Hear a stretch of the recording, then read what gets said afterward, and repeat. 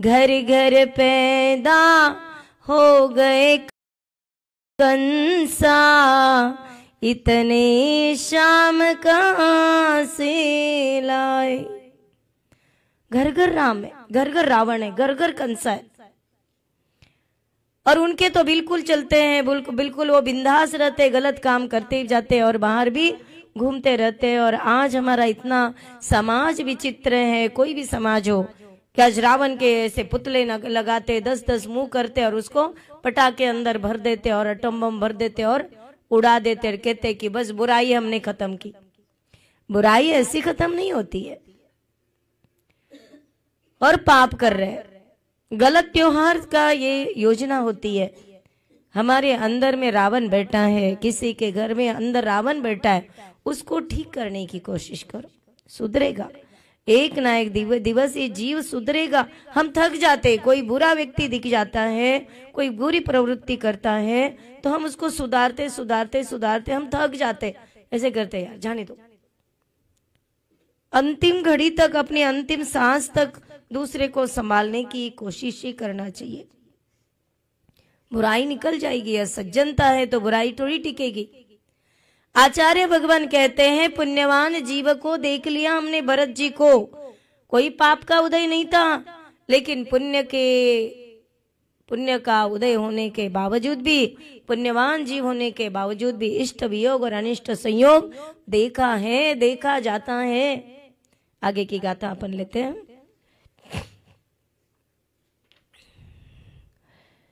सयलट्ट विषय जो बहु पुण्य विन सब होती, तम पुण्यम पिना कसवी सर्वम जे निच्छिदम लहदी।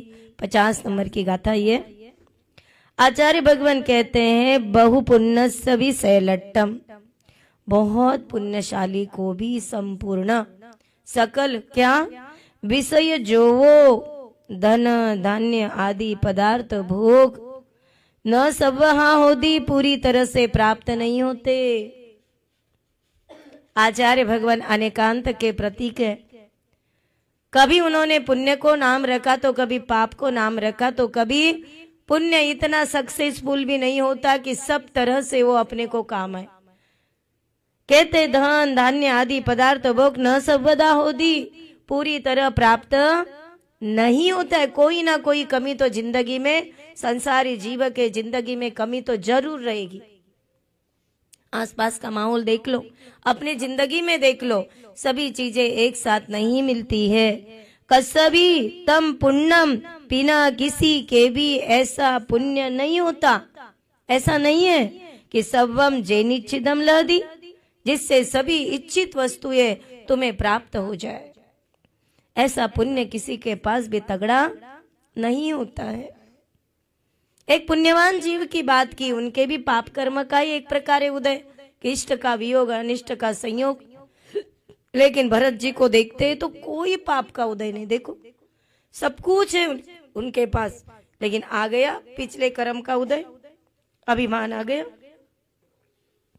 आचार्य कहते हैं कि बहुत पुण्यशाली को भी, मतलब पूर्वोक्त शुभ कार्यों में प्रवृत्त करने से पुण्य कर्म का बंध होता। ये पहले कह दिया ये। लेकिन कहते प्रवृत्ति परक मनुष्य में वे बुराइयां वर्तमान रहती है जिसमें पाप कर्म का बंध होता है। अतः शुभ कार्यों में प्रवृत्ति करते हुए भी कुछ न कुछ पाप कर्म भी बनते। फलतः जब तक जीव के साथ, सुनिए, जब तक जीव के साथ कहते घाती कर्म लगे रहते हैं, तब तक पुण्य प्रकृतियों के साथ पाप प्रकृतियां भी बंधती रहती है। अतः ऐसा कोई क्षण ही नहीं होता जिसमें पुण्य कर्म का बंध होता है। ऐसा कोई भी पाप कर्म, ऐसा पुण्यात्मा जीव साथ भी पाप कर्म भी लगे रहते और उसके महापुण्यशाली जीव को भी संसार के सभी इच्छित पदार्थ प्राप्त नहीं होते। भरत जी को देख लो, बाहुबली को देख लो ना, कोई अनंत वीर्य को देखो, जो आदिनाथ भगवान के चौथे नंबर के पुत्र थे। बाहुबली जी को देखो, दूसरे नंबर के पुत्र थे। सभी दीक्षित होना पड़ा और अंतिम में भरत जी को भी दीक्षा लेनी थी। लेकिन बहुत समय बीत गया, अंतर्मूर्त काल बाकी था और वो 13वें गुणस्थान में पहुंच गए। 7वें गुणस्थान से 13वें गुणस्थान, कहाँ चौथे 5वें में थे। यूं कपड़े खोल दिए और यूं अंतर्मूर्त में केवल ज्ञान हो गया। एक उपास भी नहीं किया भरत जी ने। लोग कहते हैं कि दीक्षा लेने के बाद माता जी ऐसे कैसे आप दीक्षा देते हो, आचार्य सुनील सागर महाराज ऐसी कैसी दीक्षा देते हैं अंतिम समय में, आचार्य वर्धमान सागर जी या फिर जो भी आचार्य प्रवर है ऐसे कैसे दीक्षा देते हो। 5 मिनट पहले तो उनको संसारी है और तुरंत कपड़े खोल लिए, हो गया दीक्षा, हो गई हो गई।